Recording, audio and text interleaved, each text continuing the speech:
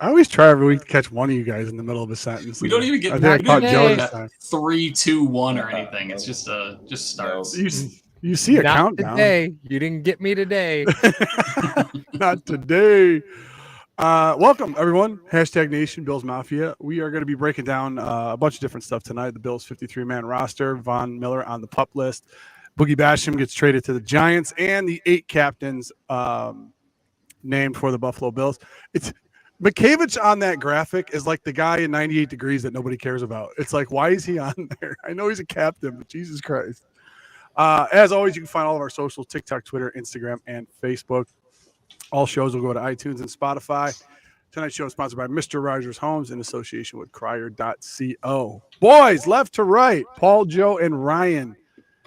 Initial thoughts on the 53. No surprises. There are surprises. Shaq Lawson's still here. What's up? Paul, talk.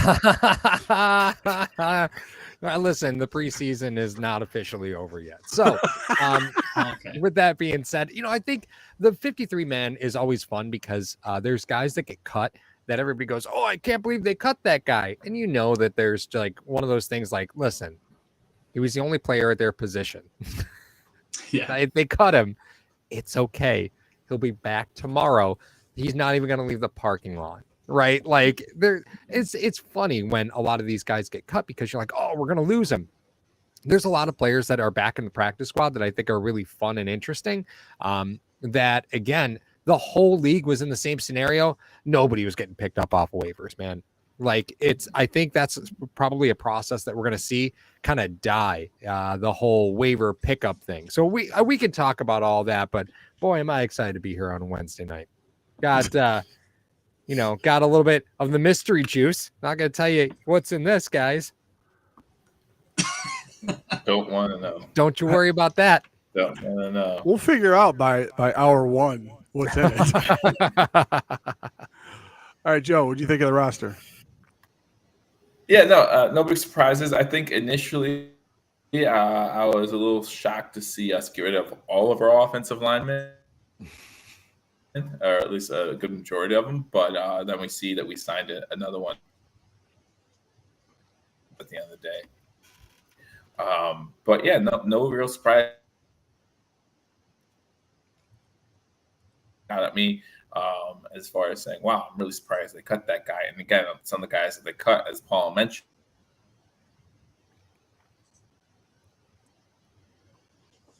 we knew that they were coming back. So it's completely changed the way we know it. And we saw that with not only the on Tuesday, right before the deadline. So we can get into that a little bit too. Ryan, listen, man. Hello? Bills 53-man comes in. Hello? No, Joe, we can hear you now, but we did lose you a little bit. Oh. You're like an old, like you're like an old person with technology. You're like, hello, guys, can you hear me? Absolutely. Can you hear me? Can you hear me now? Goodness gracious. Hello? Goodness Where gracious. So Ryan, John Calvin mentioned something. Watch the Giants pick up Andy Isabella and turn him into a stud. So just because the player's on the practice squad, right, doesn't mean they're safe. We know that. There's no rules to protect practice squad players. With that being said, the 53-man roster, what do you think of the 53 and the practice squad so far? Yeah, I mean, not too many surprises. I mean, I think, one surprising move for me was Andy Isabella. I think the team gave him every opportunity to try to make this team, and he just couldn't outplay Justin Shorter where it mattered, and that's in the actual receiving game. He was a better return man, played better in special teams, but at the end of the day, you signed Deontay Hardy because he could do all of those things that they were trying to let Andy Isabella do as well. And Justin Shorter is just a better wide receiver who's younger, who has more upside, and he made the roster, rightfully so. Still a little surprised that they're finding a way to keep a Reggie Gilliam on the roster, but I mean, hey, good for him. I like Reggie Gilliam. He's in terms of, he's a good guy, and I'm sure he's a high character, good locker room type of guy, but fullback is such an antiquated position and they don't really use him anywhere other than special teams. So it just seems like a kind of a luxury talent spot to me. Mm-hmm. But it was good to see them go out and get firm at the right tackle position behind Spencer Brown. None of this, not a swing guy anymore. You got like a true right tackle who can play over there if things go south. which Mario and I were talking before the show went on. I mean, there's a very real possibility that they're going to have to pull the ripcord on Spencer Brown at some point this season. So it's good to see that they've got a contingency there. And then a practice squad, I think they brought back who they wanted to, less the 2 draft picks that they lost to the Texans. And then they added some stability at the middle linebacker position, which you absolutely have to have. They bring Christian Kirksey in, who's a vet, a really good vet coming off a 120 tackle season. And he's just going to provide that stability. Bernard was back at practice today, so hopefully he's healthy and can step into that role. But I think they want someone behind Bernard that's not named Dodson.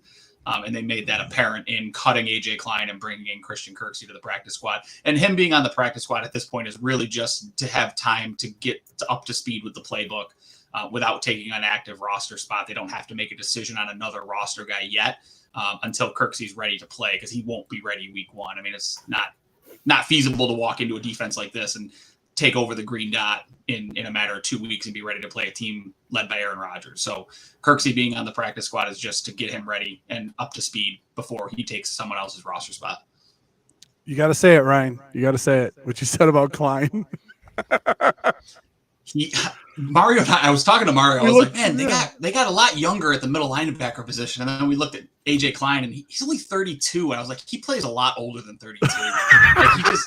When I watched him play in the preseason, like I was like, he's got to be like 35, pushing 30. He's got to be in like the twilight of his career, and he is, because he's slow. But he does not play like a 32-year-old football player. You could have given me you could have given me 10 guesses, and I never would have gone south of 33 for him. Yeah, it was like he's got the Lorenzo Alexander role, but he's just not on the active roster now because of how this roster is set up. Yeah.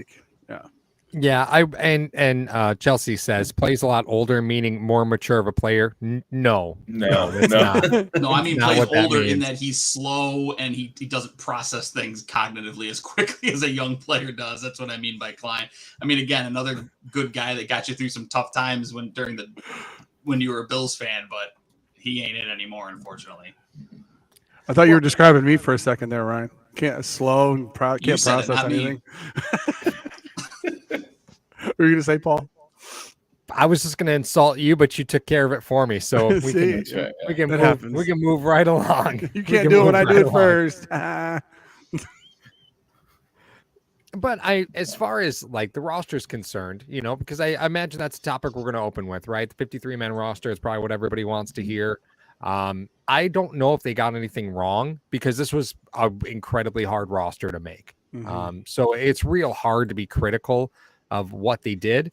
Now, mind you, the moves of, Justin Shorter and Balin Spector to injured reserve, the reason that has to happen now, once they've made the 53-man roster, is now they can return. Matt Barkley placed on IR prior to the season. His season's done unless he's released, and then they do an injury settlement, and then he's able to come back later in the season. He can't reside on the injured reserve before the 53-man roster and be brought back unless he's released at some point. Right. So Justin Shorter, Balin Spector now eligible to return from injured reserve because they were on your 53-man roster. And that allows you to bring back Reed Ferguson for the 8,000th time. Poor Reed can't make it through an off season. Poor Reed. He just can't make it through an off season. And he was the only long snapper. Like, if there's job security, I don't know. Like, that is as good a job security as it gets. He's still got cut. And then Jermaine Effetti. Am I pronouncing that correctly? Effetti. Yeah. Okay. Good job, Paul. Who's a mountain of a man. He's a big dude, man. Obada. 6'5", 340. That's a large man to man the right tackle position. Mm-hmm. Yes, he's a monster. Right. And I think you kind of need that, right? Because Spencer Brown, I don't think you're settled with. And not to say that you could find, your right tackle of the future off, roster waivers, after the preseason. Right. This is not the best way to approach it.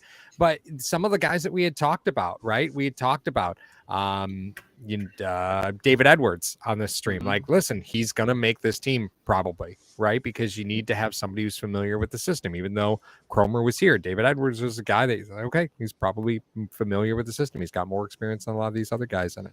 Alec Anderson played his way into a roster spot. Like, you can't keep these young guys down. At some point, you have to trust the young guys. And I think this is the first year with this roster that you're actually seeing them commit to players that are on the younger side of on the younger side of 25.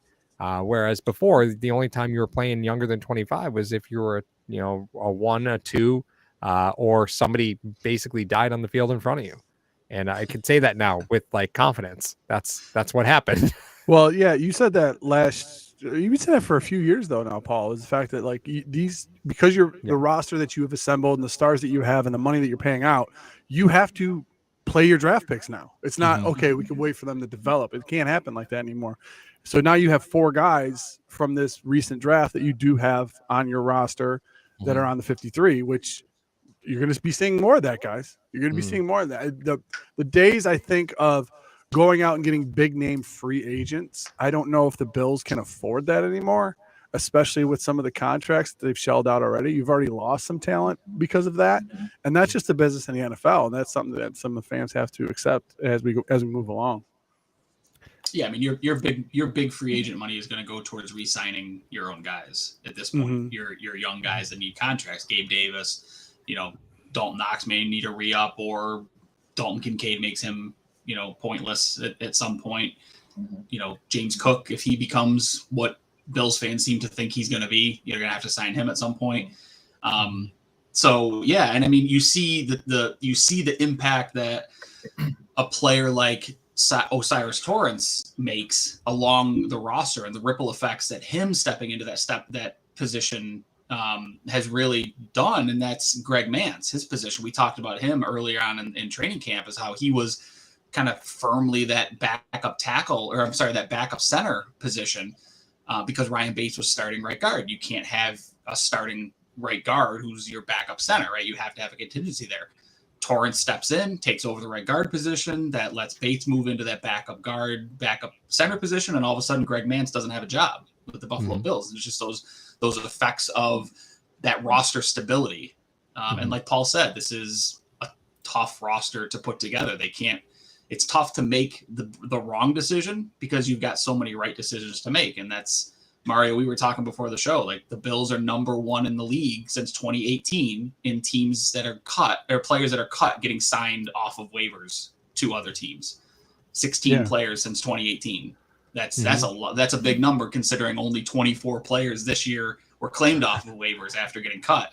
16 in the last 5 years. That's a big deal. That's a talented roster, a talented, just a lot of decisions that you have to make. And it's a blessing and a curse, I think, for the Buffalo Bills, because they do let guys go that turn into something in other places.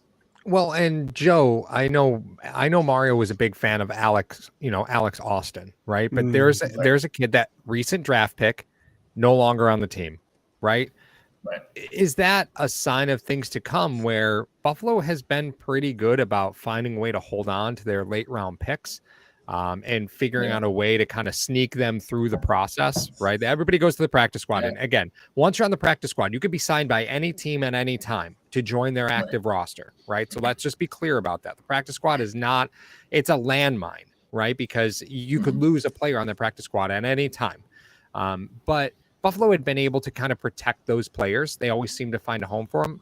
Alex Austin, is that the start of you seeing Buffalo saying, listen, we just simply don't have the room anymore? Right. And does that couple with the fact that when you see like the trades, like the Boogie Basham trade, you sent Boogie Basham and a pick to move up, right? Saying these late round picks, man, we probably don't have the room for them, right? We just don't have time anymore. Yeah, no, that's the truth of it. I mean, it was easy to kind of hide these guys when at the beginning of Sean McDermott's tenure in Buffalo. But now that we're an established dominant horse in the NFL, we're not going to be able to do that anymore. And eventually you're going to run out of roster spots, and that's just what the Buffalo Bills are running into.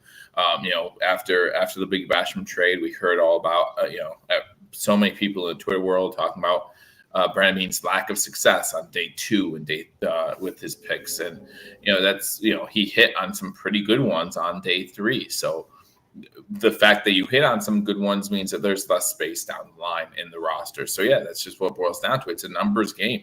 And unfortunately that's just the way it is. I think it could have been I think you're right, Paul, to an extent, but there was a knife fight going on for the CB2 position, and you're talking about Sean McDermott, and we always we always repeat it on the show.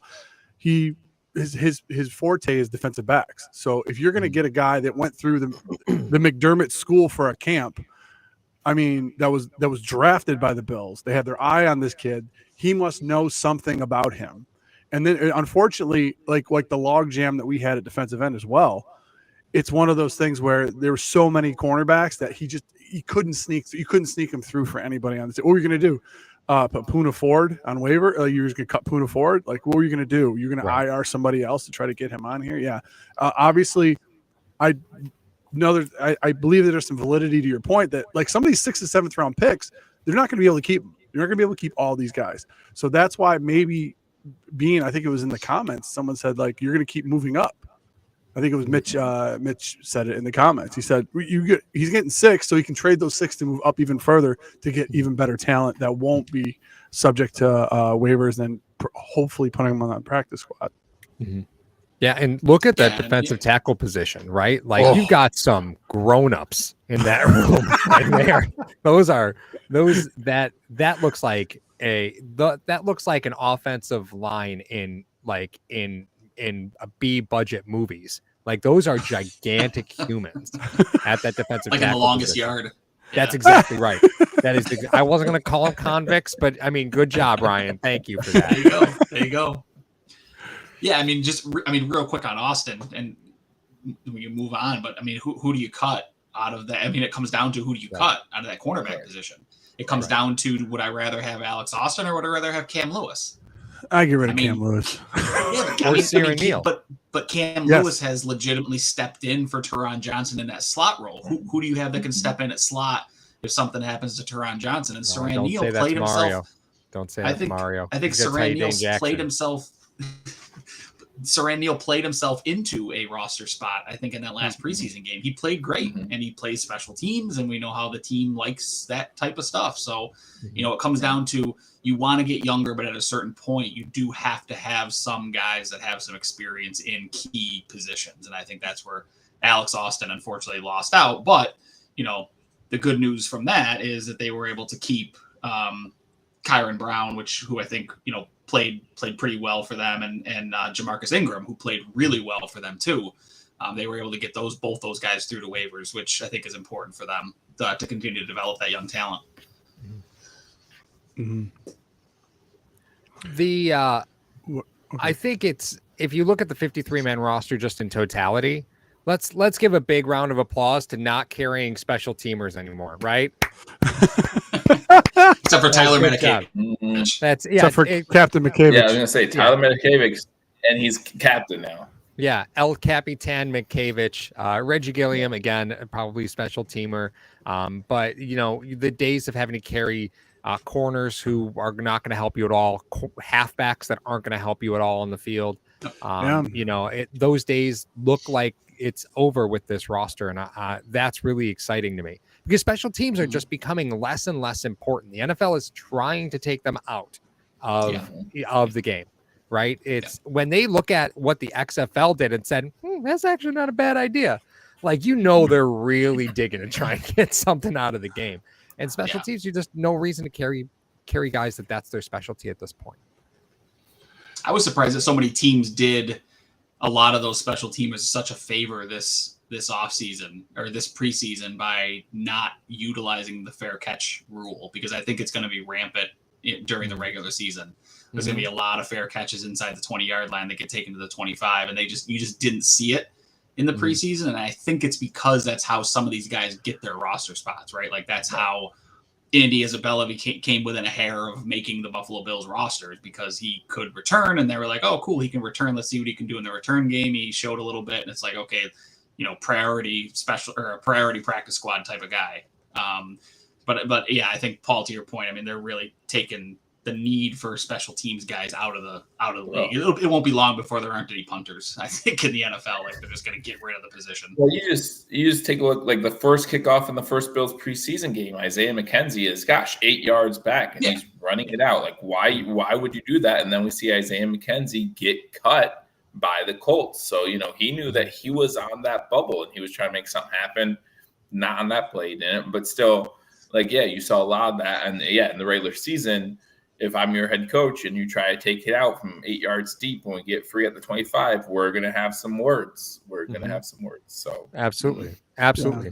And I think probably the next most interesting point about the Bills roster to me is you obviously lost Matt Barkley, right? Because he got placed on IR before the 53-man roster. So you have Josh Allen and Kyle Allen, end of list. And the NFL allows you to have 3 active quarterbacks on your game day roster, with only 2 of them counting towards your game day roster, right? So they allow you to dress 3 quarterbacks, but only count 2 as far as the players that are active for that game. Who is it going to be, and who's got to go in order to make that happen? I think is an interesting conversation, because I don't think anybody in Buffalo is really secure with Kyle Allen as being your only other rostered quarterback. You have to imagine that sometime in the next few days, there's going to be a quarterback added here, whether it is to a practice squad and you just activate that player, or whether it's to your 53-man roster. Like, you have to imagine they're going to do something at quarterback here. They have to.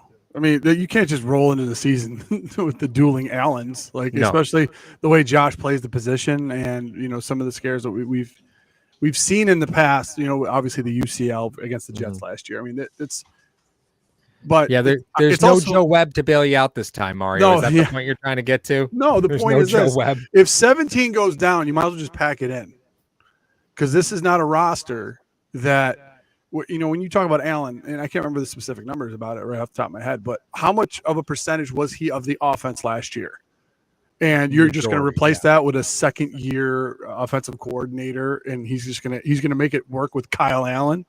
Like, if 17 goes down, the season's done. I think that's what they're saying. They're like, listen, why would we want to get another roster spot for a quarterback? Obviously, they do have the option to have a third quarterback for game days, but I mean, why would you want to waste another roster spot on a quarterback just that of your 53 when you have other positions that you need to do that?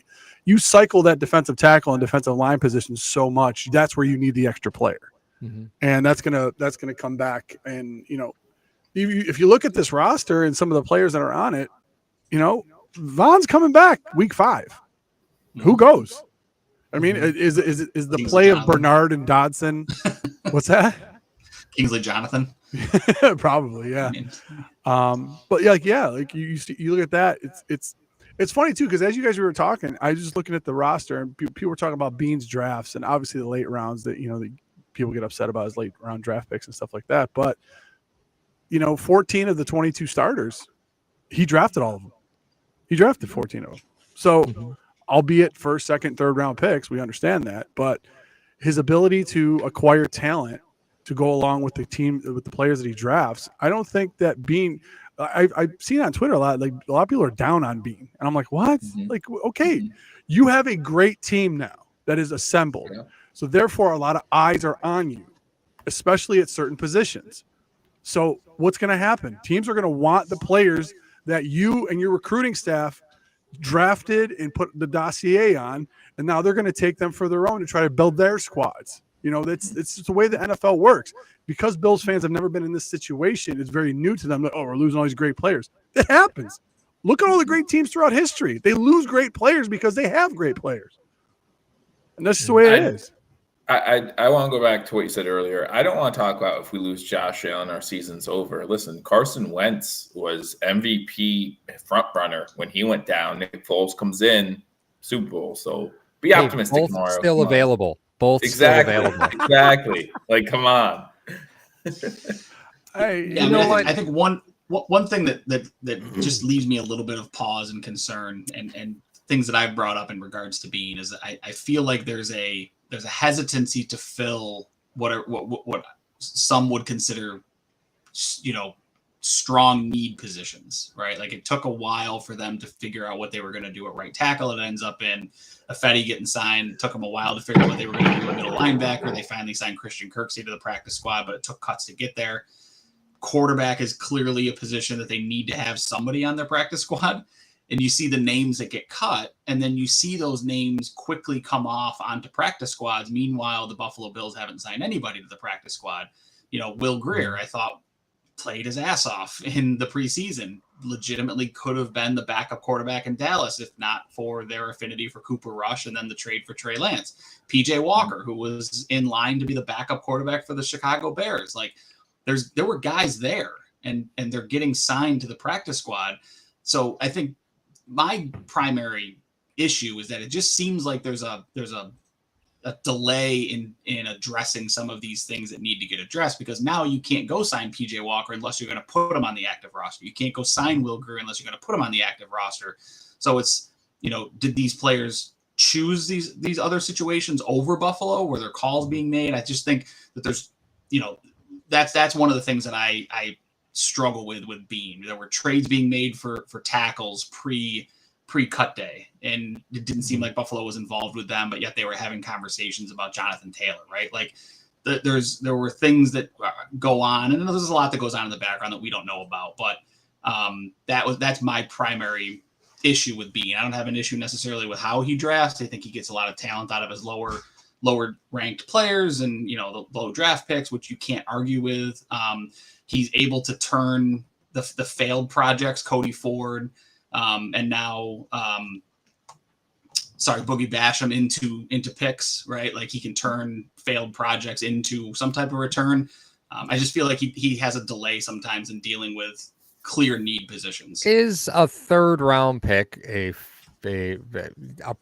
like, can you be drafting projects in the third round? Like Buffalo has drafted projects like, in the third round. Like Cody Ford was a project. Boogie Basham was a project. Like they were these positionless players that just had a ton of talent, and they were like, we'll figure something out for him, right? Like Basham played defensive end. They tried to turn him into a defensive tackle who also played defensive end. Cody Ford was a tackle. They tried to turn him into a guard, and then tried to move him back to tackle. Like McDermott even admitted such earlier last season in a press conference that that him and Beane had to change their way of thinking when it came to the draft because you could no longer afford to draft projects in the third round. But he admitted that that's what they were doing. I am loving this chat right now, by the way, guys. I mean, Ryan's talking. I'm sitting and watching the chat. It's just been great. So you guys keep it up, Hashtag Nation. It's been a lot of fun for me. I have a feeling that Basham went into Beane's office like Happy Gilmore. He's like, Coach, you didn't say my name. Gilmore, I mentioned you, didn't I? No, you didn't. Oh, better luck next year. It's like, but Joe, you bring up a great point. Aside from all kidding aside, you bring up a great point is the fact that they did have to change up their draft strategies because it all starts, and Paul and I have talked about this on many episodes that never get any views because no one cares about the cap. No one cares about certain parts of the draft that happen. Paul, you got to admit, it happens all the time. We do this, you do shows for 15 minutes. We think it's going to be great. It gets like 200 views. Nobody cares. But the deal is this. You get your GM, you get your coach. Bills did it a little backwards, but they got their coach and their GM. Then you get your quarterback. Those three are linked for life. However the success of the team or the failure of the team happens, that's what happens. Then if that quarterback hits, then you pay him and you got to fill in the gaps with some other types of players. Mm-hmm. All right. The three most important positions on the field, a lot of times are said. There's a quarterback, the guy that protects the quarterback, and the guys to get the quarterback. So that's what the Bills, did. And then when they're drafting strategy, try to fill in those holes of depth. If you happen to have injuries, and I know that's like a contingency plan, you don't want to just always draft for injury, but there are certain players that you have to be conscious of that are getting up. Poyer's getting up there. Hyde's getting up there. White even. You know what I mean? He had his injury issue. So you have to try to figure out, what are you going to do? Okay, they bring in a Taylor Rapp. Okay, Poyer or Hyde go down, now we're covered. You know what I mean? Certain things like that. And being a winning team grants you certain players that you wouldn't normally get because they want to be in a winning culture. Absolutely. So that's Yeah, that's true. And, the rumors were like Andy Isabella was turning down other teams to come back to Buffalo. Like there's opportunities here that this team is going to afford a lot of players. And isn't Eli Anku just the gift that keeps on giving? Like the cat really that came back. He's been on this roster and off this roster about 12 times. And I don't even know if that's an exaggeration. That might be pretty close to accurate. As far as backup quarterback goes, the one guy that I would have targeted would have been Brett Ripien. Let me explain. Only because I would want to dress him for every game and never let him touch a fucking football because Uncle Mark took that Super Bowl in 91. Okay. So he's dead to me, but it would be the greatest snark for me to like, here's your number. You get 0 and you could sit over there and you don't touch a football this entire season. You get 0. You get 0. But hey, listen, Naeem Hines left it open, right? Hines took 0. How many days did that last? Almost as many. Oh my God. So I just think it's funny that they supposedly changed their draft strategy to avoid taking projects, and then they take Dorian Williams in the 3rd round. Like, what are we doing here, guys? Like, you can't say one thing and do another and expect us to continue to believe the things you said. So is there a difference between a project and a player with versatility? Aren't those terms just kind of synonymous for not in the NFL? Yeah, not in the NFL. Right. You need to have a position in the NFL. Or you're going to wind up like Simmons bouncing around looking for a home because they can't find a defensive coordinator that knows how to use them. That's a great example. Simmons is a freak athlete. I would have loved him in Buffalo. Would have loved him in Buffalo, but he's going to do great. He's going to do great in the Giants because they're going to use him like they use Landon Collins. They're going to use him in that linebacker roamer role, and he's going to be great there. But you have to find the exact right fit for those freak athletes who can play a bunch of different positions. Right. And Buffalo just isn't that yet. I mean, they don't do well when they have these guys that are positionless. Versatility to play special teams, absolutely sign them up for Buffalo. Versatility meaning we don't really know what to do with you, but we're hoping we'll figure it out on the way. That's not who Buffalo needs to be drafted at this point. Right. Right. Well, it's Paul. Do you think that the Dorian Williams pick was cycling out Matt Milano's position? Because when he finishes his deal, he's probably going to be in his 30s, if I remember correctly. Is the Dorian Williams kind of to try to cover Milano's deal so you don't have to pay a will linebacker? I mean, I think I look at it this way, right? Whenever Buffalo is drafted for need, it's gone pretty poorly. Right. Like the exception is obviously Tremaine Edmonds and Josh Allen, right? Because you absolutely needed to have a quarterback and you absolutely needed to have a linebacker. Right. But every time Buffalo's drafted for need, you've gotten AJ Epineza, you've gotten, players that just aren't really the greatest fit. Oh, Joe's eyes just light up. Yeah, Joe's eyes just light up. But I think anytime you draft for need, you run the risk that you're going to walk away with maybe not the player you should have picked. Right, that ultimately makes your team better across 4 years as opposed to makes an impact maybe by week 6 or 7. Again, I'm willing to be patient and trust the process, but Ed Oliver's an interesting counter because he just got a contract extension. So I'd love, that's an interesting counter. Talk about it. Like this is insane. They do okay when they draft for need, but the point is, I think what you're trying to make, Paul, is that there's a difference between drafting for need and reaching because you need a player, right? Yeah. I mean, if there's if you need a corner and there's 3 legitimate corners on the board, sure, take a corner, But if you need an offensive guard, right? Like they needed an offensive guard in the draft. Don't force one in round 1 because he was there, yes. But they also got him in round 2, so the gamble worked out. So I think, that it is a good point. You don't force it because you need a specific position. Never force it, Ryan. Never force it. No, you learn that young, man. Don't force it. in any facet of your life, any situation in life, do not. Nope. Yeah. Especially when you're enjoying a wonderful granola bar on the toilet. Don't force it. Absolutely. You relax with that granola bar. So for those of you that are unaware, hashtag After Dark is only for our Patreon members, and that's where the gloves come off and we cover That's such what's called lovely a teaser topics. in the business. Yeah. That's it, Ryan. Thanks. Dynamite dropping, Monty. So, Von being on the PUP, not a surprise to anybody. No. Is that not a surprise? Even though he said he was aiming for week 1. I mean, No, I wouldn't have been surprised if he was activated either, but it's not surprising. I mean, it's a marathon, not a sprint. And, you'd rather have him. You don't want, albeit 70% of a 34-year-old Von Miller in weeks 17 and then the first round of the playoffs and all this other stuff. You want him fresh. And look, if they're smart, he's not back week 5 either, because he's not going to make the trip to England. Right. Yeah, true. If they handle him the right way, his season debut is, picture this, right? At home, Sunday Night Football against the Giants. Like that's his debut. So well, and I think I heard a quote on Pat McAfee talking about Von Miller. I believe it was Pat McAfee.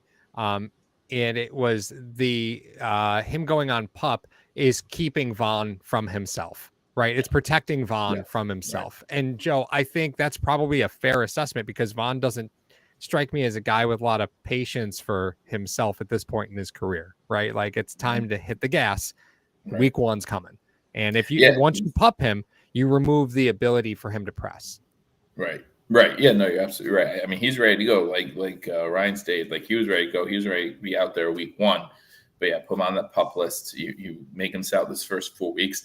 It will be interesting to see if he does make that trip to London, because I feel like if he makes that trip to London, it was his decision, right? Like the coaches will not make that decision. But I agree. I think we should hold out from that game and play week 6. Listen, as Mario said, it's a marathon. I would rather have 100% healthy Von Miller going into the playoffs and a wild card berth than Von Miller hurrying back and missing more time towards the end of the season because he re-injured something or something else happened. So not only do I say wait to week 6, if he plays 10%, 15% of the defensive snaps in week 6, I'm okay with that. Like that's fine. Yeah. Plus you get this. Okay, go ahead. No, so go ahead. No, I was just saying, plus you get to see how this defense would operate in the event because obviously they weren't prepared for it last year. Now they're prepared for it. So it seems like with the signing of Leonard Floyd, another year under Rousseau's belt, everything. What's that? I said, and boy, are they, man. That defensive front that's a fearsome defensive front right now, man. I mean, they're playing great football. And they're containing. They did a really good job on Fields, not letting him get outside. I mean, they've done everything that you need a defensive front to do without Von Miller. And the thought of bringing him back has got to just leave McDermott licking his lips just at what that defensive front can do. Right. And to be fair, you have to think of Von Miller as a very expensive elite level vehicle. Right? Like when the tire's a little bald, you put tires on the car and then you're like, this tie rod sounds like it's starting to go. And then you replace the tie rod and you're like, bearing sounds pretty bad too. And you have to be careful with high mileage vehicles, right? You have to be careful with high mileage defensive ends, especially when you talk about a high impact position like that. The wheels came off the bus for Buffalo when Vaughn got hurt and it really exposed a massive gap that they covered up by his signing. Remember, the signing of Von Miller took away a lot of options that they had financially to do anything else. Right. Yep. Yeah, and they really did put all their eggs in that basket. Now this year, totally different circumstance, right? They are far more prepared for not having Von than they are for having him, right? So when he comes back, it's almost going to be like a bonus. They really have built the team around learning to survive without him. That's why I'm really excited about his return, but I'm thrilled to see him pupped. I'm glad to see him on the pup. Yeah, it's going to be interesting to see because of the murderer's row of the schedule as well. I mean, I know I didn't put that in the title, but that's one of the things that you look at this team in years past, if they were playing their normal 3rd, 4th place schedule, they're rolling. They're rolling to 15 wins, and it would be no contest. But these certain stretches in the season that we've talked about before, I think all of us at least had them winning 13. I think some of us were 13-4, others were 14-3. And you know what? Those can go either way, guys. Some of these games that they're going to be playing against this elite level competition, because obviously, when the schedule comes out, you play the first place winners of each other divisions, being the division champ and whatnot. But it's gonna be a true test for this Buffalo Bills team. And like I said on a previous broadcast, guys, if the Buffalo Bills in 2023 win it and go to the Super Bowl and they win it, it will be because of the mental toughness they gained from 2022. There's no other reason why they're gonna take home the title in 2023 other than what they gained in 2022, and I firmly believe that. Mm-hmm. Yeah, luckily that first place NFC South doesn't look as fearsome as it did last year. Sometimes the schedule works itself out for teams like Buffalo. They get the Baker Mayfield Kyle Trask experience. Whoever's starting by the time they roll through. So guys, a Thursday night game, prime time. That's right. Boy, only one of the year for the Bucks. So guys, just I think we mentioned it earlier, but I don't think we went into detail on it. Gabe Davis named a captain. Surprise, shocked. Let's go right to left with Ryan, then Joe, then Paul. Shocked, surprised. They're trying to get a hometown discount. What the heck's going on here? Yeah, I don't know if I'd go as far as shocked, but I think a little surprised. I don't know that Davis has ever been known on the field to be a leader, but I guess there's things that go on behind the scenes and in the huddles and stuff that we obviously don't see. I also think it's a little bit of gamesmanship from the team trying to, hey, you're an important part of this team. Have a good season. You're going to get your money, but don't forget us when it comes time for negotiations. And we made you a captain. We really want you back here. That's aside from saying it, that's the best way that a team players can show a guy what they mean to the roster is make him a team captain. You saw what it meant to Diggs today in the interviews that he's done. So I think it's a step in the direction of letting Davis know that the team really wants him back next year. Right. And we'll see. I mean, if his play on the field demands it, I think everyone will be all for bringing Gabe Davis back. Is he a guy that takes a hometown discount? I don't know. I don't know how many more guys there are like that out there anymore. So we'll see. But I think that's what it was. I'm just wondering before Joe goes. I wonder if Jalen Hyatt just kind of smacked Isaiah Hodges, like, "Hey, weren't you drafted to the same team in the same year? You could have been a captain there, dude." Yeah. So for those who don't know who the captains are, because it was just released today, so 6 of them to me make complete sense. You got Josh Allen, Stephon Diggs, Jerome Poyer, Micah Hyde, Von Miller, and Mitch Morse. Complete sense. I think we can all agree that those 6 make sense. But we were also talking about the fact that, who we're talking about for the first time wasn't named captain. Reed Ferguson, right? Not captain. Mm-hmm. Instead of Reed Ferguson, who'd you get? You get Tom Takovic. Now, I think that, he has shown work ethic and is able to fill in spots at linebacker when called upon. But I don't see him as a captain of this team. So to see him was a surprise. And Gabe Davis, I don't see him as someone who has that leadership capabilities as a Stephon Diggs. To me, it's kind of weird that they have 2 wide receivers on this list. I just don't know how that's going to work. Because let me tell you something, when that wide receiver room gets chippy, it's Stephon Diggs' show. I don't care what your jersey says. Stephon Diggs is running the show. So yeah, I think there is definitely some gamesmanship here, as Ryan alluded to. I don't know if there's such thing as a hometown discount anymore either. But I look at this roster up and down. Other than maybe Reed Ferguson, it's who else do you give it to? That would be my question. If you don't give it to Gabe Davis, who would you give it to? It is worth noting, Joe, that non-captain ish Tyler Matakevich. This is his 3rd year as a team captain. So sure is. Yeah. Well, last year they carried 9 captains, right? So it was Micah Hyde, Jordan Poyer, Tremaine Edmonds, Stephon Diggs, Josh Allen, Von Miller, Matakevich, Tywan Jones, and Mitch Morse. Tywan Jones. Yeah, that's name, right. Man. That's but if you look at the captains list now, the only newcomer is Gabe Davis, right? Yeah. Everybody else has already been a captain previously. So we talked about that continuity. Gabe Davis stepping up as a captain, that's fine, right? I think contract year captains concern me a little bit. Don't know if I like that. That sounds expensive to me, right? So I don't know if I like that. But these are all returning captains with the exception of Gabe Davis, right? So I'm good with it, I suppose, right? The team picks the captains. So they must have felt something that, that put Gabe in front of everybody else. I'm not sure what that is. Again, you look at the roster as a whole, a lot of new faces, right? So Gabe is really kind of one of the returning pieces because half the roster is new. You look at your starters. he's an old head in Buffalo. Yeah, he is now. Yeah. He really would be. And I know it doesn't feel that way, right? But last year, being a team captain, I think every one of those team captains missed games. Every single one. You lost Hyde, you lost Poyer. I don't know if Tremaine ended up missing games or not. I don't remember. I think he missed one, right? Because Dodson stepped in and everyone. That's right. He did miss one. They didn't fill something. Yeah. I don't think Diggs missed any games. We know Josh missed a game. Vaughn obviously did. Tyler McCavich misses every game. Taiwan Jones was useless. Yep. So, being a captain wasn't exactly, it wasn't exactly an endorsement of durability in 2022, right? Now, those guys had previously been pretty durable last year. This was a death sentence, right? Like you could not be a captain because you didn't make it through the season. Hopefully 2023 is different, right? Like hopefully that's done. That voodoo doll hopefully is out of the building. I hate you, Paul. What? Because I was just about to make an argument. Why didn't DeMar Hamlin get named captain? You go, it's a death sentence. You sick bastard. Totally cut the legs out from underneath me. I was just going to make that argument.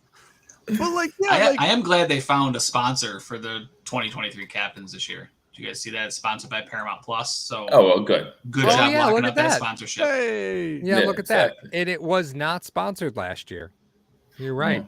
Yeah. Because why would anyone sponsor the team captains? Like, I think Gabe Davis being a captain shows, like Ryan said, the behind the scenes things that we don't see. Maybe there's some leadership of when Diggs was going through some of his stuff, where he was like the calming head in the room, possibly, or maybe he's the one guy that, like, if Diggs gets out of control, he's the one that kind of mediates it between him and Josh or something. I don't know. I'm just speculating here, but there's a reason the rest of the team felt the same way. I mean, who else are you going to do? Shaq Lawson. He's been a longer tenured Bill. Dawson Knox. He's a knucklehead. Knox is giant labradoodle. Yeah, what Deion Dawkins maybe? Giant labradoodle. Yeah, I mean that one is a surprise. You would think that Dawkins would have been a captain at this Milano point. Maybe, like, you just didn't want too many defenders being it, but I mean, I don't. Maybe he's just the hard hat lunch pail guy. He just like, okay, I'm going to lead by example, but like Milano no one really knows. Me as a guy who wants. He strikes me as the guy who's like actively telling people don't vote for me. Just like the kid in high school that everybody wants to make the prom king, and he's just like, don't do that. I don't want. I'm not even going to go if you guys vote for me. Yeah, I'm not going if you guys. It certainly speaks to the work ethic of Gabe Davis, which has been something we've heard about since his rookie season, that he's just a dog when it comes to work. So you reward players like that, even if it's just for 1 year, even if you're not able to re-sign him, you're doing him a favor by making him a team captain, right? Like that is sort of we appreciate that. Thanks. Again, we'll see how that plays out in 2024. But right now, a couple wide receivers, that is a little weird, right? They normally don't see a couple wide receivers. Yeah. So I guess that leads into, I know, Mario. We lost Mario because somebody talked about Hamlin respawning. He knows I'm a gamer. Yeah. Oh my God. All right. So let's back up real quick. I want to go back to the practice squad and just quickly ask a very stupid question. Of the practice squad members, okay, there's 14 on the practice squad right now. Which one will make the biggest impact for the Bills in 2023? You can pick one. So it could be because of an injury. It could be because it's a player that you were kind of surprised they got back on the practice squad. What practice squad player makes the biggest impact this season? Not next season, this season. Every year they find them. Every single year they've had a practice squad player step up. And it's like, Justin Zimmer? Who's Justin Zimmer? Ike Butker? This guy's been here forever. And it's happened every year. So who is it this year? Well, I think that you brought up a great point right there, right? A lot of times it's alignment, right? Because a lot of injuries happen on the offensive, defensive line. I think a lot about, unfortunately, one of the captains, Mitch Morse, and his concussion history. So I'm looking at, and I'm going to mispronounce his name, and you guys can correct me, but Greg Mance. I think he can play that center position. He can fill in some other parts of the offensive line. That's why I'm looking at offensive lineman on the practice squad, and that's where I'm going. I know a lot of people want to say like the flashy name like Andy Isabella, something like that, but no, I think it's going to be offensive or defensive lineman. That's going to, I see that Eli Inco is on there, and so he's a name to look at as well. Is this Kirksey aside? Because the chat just blew up with Kirksey. Yeah, there it is. Yeah, that's probably the right answer. Right? Yeah. I thought you were saying, like, because when you posed the question, I thought we were just eliminating him right away because he is right. Well, he's on the practice squad. You know, he's gonna. Right. Yeah. Well, yeah, he is for on now, the practice squad. For now, he is. Until Bernard misses one coverage, like I'm just saying, you know. Yeah, but like more than likely is an offensive or defensive lineman because of how they cycle him out so much. And it would be the defensive line for how much they cycle and offensive line due to poor performance, unfortunately. So Joe picking Mance kind of scares me. And the fact that he's thinking that like this offensive line is abysmal and it's going to be so bad they're bringing Mance back up to play guard or center or something like that. Mm. I'll take Richard Garage. Next question. I've learned never to trust tackles from Florida. That's what I've learned. And to never trust tackles from Florida. Ryan, who are you gonna take? Kirksey's the easy one, right? Yeah. Kirksey's the easy one. I'm gonna go Cameron Klein. I don't think it's out of the realm of possibility that an AJ Epinesa doesn't get moved somewhere between the trade deadline for something, whether it's offensive line help, whether it's, who knows what else they may want to trade for. Epinesa's a guy that I could definitely see a team giving up some type of asset for to get him in-house, try to re-sign him going into next year, in which case they're going to need continued depth at the defensive end position. Cam Klein, I thought, played well in preseason, and he's a guy I think they can come in and make some late season impact like you saw last year out of Jonathan or Kingsley. It was actually Cam Klein last year for, I think it was the Giants that he made the impact later in the season last year. So I could see him making an impact. Yeah, I don't think that's really a testament to Cameron Klein's ability. It's your distrusting Kingsley Jonathan that makes you feel that way. Yeah, you think he's last man on the totem pole. I understand why you feel that way. Right? I'm more than happy to listen to counters to that, but when you've got one guy that goes on PUP, one guy that's on PUP, and one position that seems to carry an extra player, that's not a far leap, I don't think, to make. Yeah, no, you're not going to find any. Yeah, no takers here, right? No takers here. I am going to pick Ty Johnson, and the reason I picked Ty Johnson is because I don't trust Damian Harris, and I don't trust Latavius Murray to make it through a season. Yeah. So I think that is just a matter of time before you see Ty Johnson. And I like Ty Johnson when he was with the Jets. I think he was just a product of a really, really poor offensive line and just no offensive identity. Ton of ability, little problem catching the football, little problem holding on to the football. That seems to be what you need to do in order to be a running back with the Buffalo Bills for the last 4 years, is have a little trouble holding on to the football. Maybe 7-1-6 is the place to go. But I've been known to roster a Ty Johnson on my fantasy teams. Yeah, sure. That's right. Right. Yeah, we've all done it. We've all done it. So I'm going to go with Ty Johnson, right?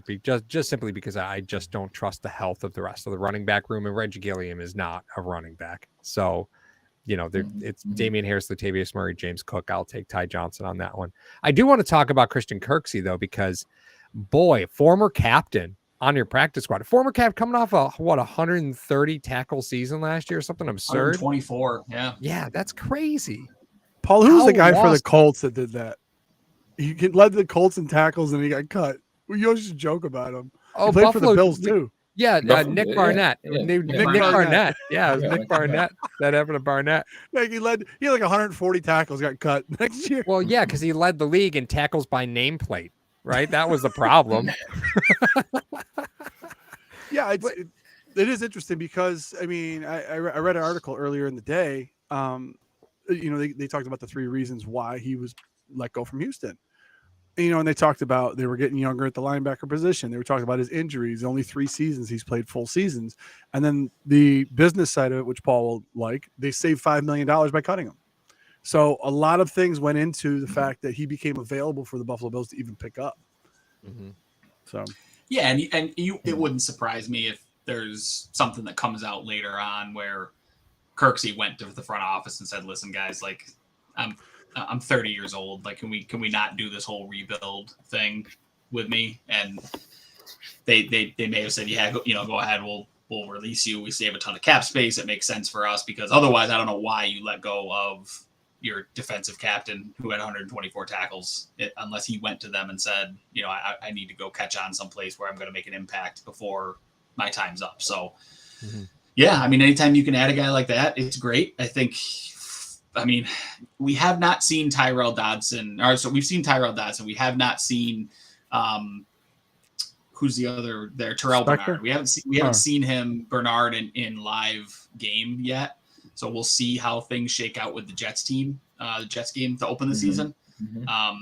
But I would set the over-under of Kirksey being the starting middle linebacker at 2.5 games right now. If I was setting a line, 2.5 games, Kirksey will have the green dot manning the middle of the defense by the time that at the earliest, I think by the time they head home for the home opener against the Raiders. If not, it might be week 3 or 4, but I don't think it's too long. Yeah, I think it's one of those situations where I almost am curious what position would be easiest for him to maturate into. The problem is there's nowhere to hide because the Bills only typically run 2 linebackers, right? So it's not like you can hide him in a Sam role where like the Bills kind of hid Lorenzo Alexander. I know people are going to be mad at me for saying this. The Bills kind of hid Lorenzo Alexander in that Sam role because he was basically a rush linebacker in the Sam position, right? They didn't really depend on him a ton in pass coverage. He was really more there to pass rush situations and help with the run game. You don't have that anymore, right? There's no linebacker to hide and kind of build into the system. So middle linebacker is the de facto position for him, right? Because I don't think you're going to ask Matt Milano to move over and put Kirksey at the weak side. I think there's just too much responsibility weak side in this defense, right? That's you're not going to put a 6'2", 230-pound linebacker on the weak side. Not in this defense. Right, exactly. Middle linebacker. He's got Tremaine Edmonds written all over him in terms of just no one is the size of a guy like Edmonds, but prototype. He's a middle linebacker in this defense, I think. Well, and there's no saying that he gets the green dot either, right? There's no rule that says the middle linebacker is the one that calls the defenses, right? So you may see the responsibility of Milano and sort of that offset responsibility. He may not be in the middle of the defense calling everything, but that might be what happens, right? Or you may see that go to a player like Poyer or Hyde while they're getting Kirksey up and running. Right? You need that leadership from the rest of your defense.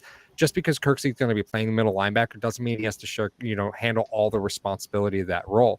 Milano may take a larger part in calling plays. He should, right? At this point, he should. He should, but I feel like there's either something something that McDermott doesn't like to do.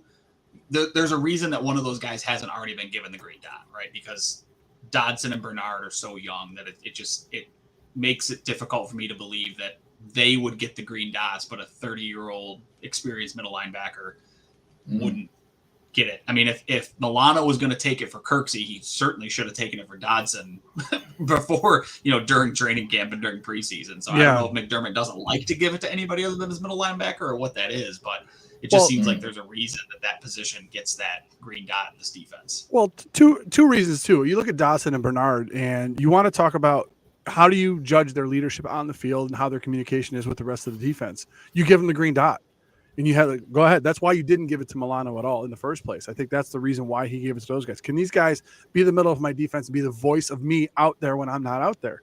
And it hasn't worked out, as we've seen so far.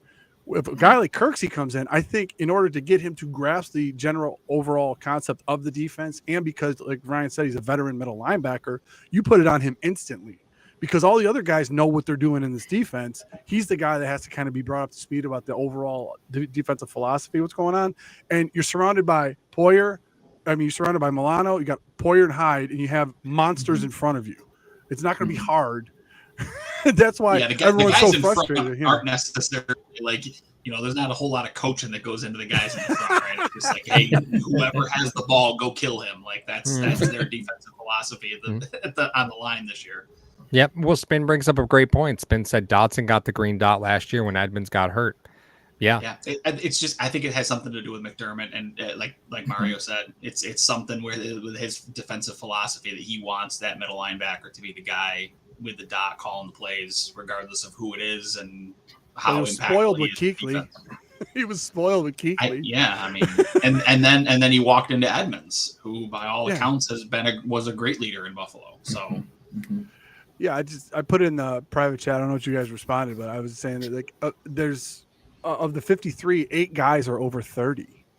Now, four of them are starting on the defensive front, on the defensive side of the ball, though. It's 4 out of the 8, which I found very interesting. So that being said, too, Kirksey coming in would be number 5. Do you really? It's not much coaching goes into guys that are veterans like that.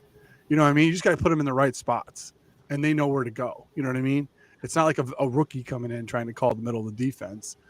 And that's what they did too with Edmonds. They gave him the green dot immediately at 19 and had a man, there were 30-year-olds on the team then he was in charge of. So I don't think it would be different for Kirksey when he came up.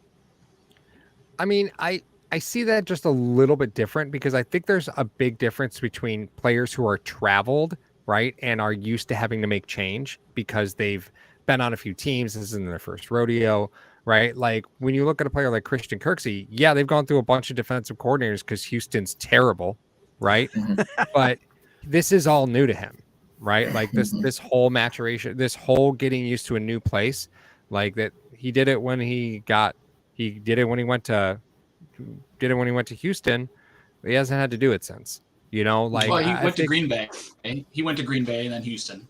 So this is his 4th team. Right. Yeah. So. He was then in Green Bay disregard my prior point.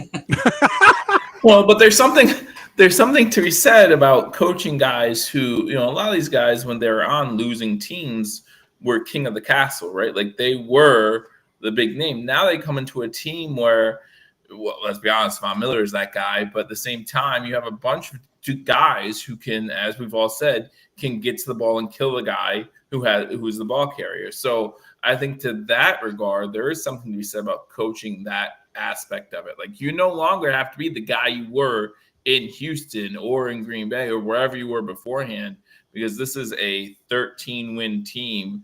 We just need you to do your role, and that role is XYZ instead of what it was previously. Yeah. I mean, that's a good point, Joe. I mean, for their middle linebacker, right? Like they need a guy who's going to get everybody else set and isn't going to get washed out by a guard that gets to the second level. Like that's what they need out of this middle linebacker. They've got the linebacker that's going to fly all over the place in Milano. They've got the defensive line that's going to go after the quarterback. They've got the secondary that knows where to be and how to cover. They play a zone. They've got 2 quarterbacks playing the safety positions.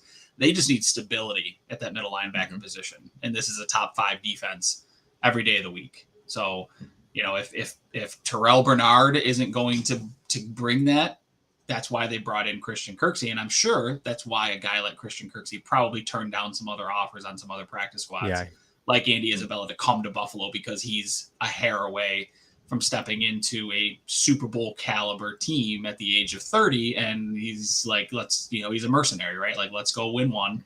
I'm going to go out and do my role and let's go win some games. And those are the guys you want. Those are the guys, like you said, Mario, before. Those are the guys you have to go get when you don't have the money to go after the big name guys. You've got to have these guys that are journeyman mercenaries that are just coming to win a ring, and they're willing to come in at the league minimum. Yeah, I just saw it. No, but you made him fix his collar too. He fixed his collar after. The worst part is he fixing it. Like, at least lean into it, Paul, and go, no, screw that. I'm not fixing the collar.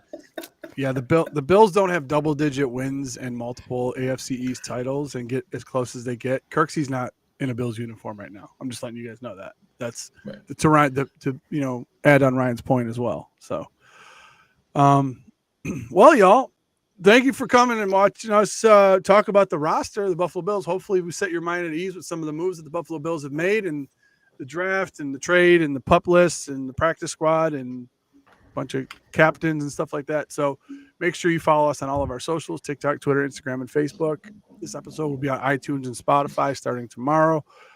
Show is sponsored by Mr. Rogers Homes and in association with Crier.co.